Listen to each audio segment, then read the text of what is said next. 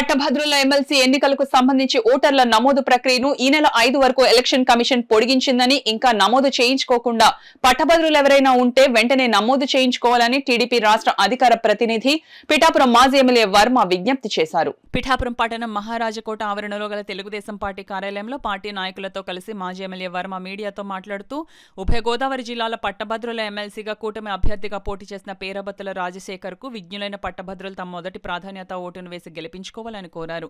కార్యక్రమంలో సఖమళ్ల గంగాధర్, నల్లా శ్రీను, రాయుడు శ్రీనుబాబు, కోరుప్రోలు శ్రీను, కోలా రాజు, పిల్లా సురేష్ తదితరులు పాల్గొన్నారు.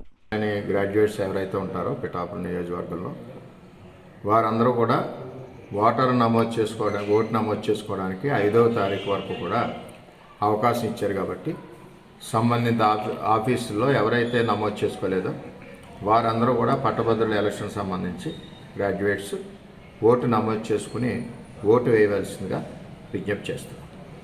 పేరాబత్తుల రాజశేఖర్ గారిని పట్టభద్రుల ఎమ్మెల్సీ అభ్యర్థిగా కూటమి నిర్ణయించడం జరిగింది.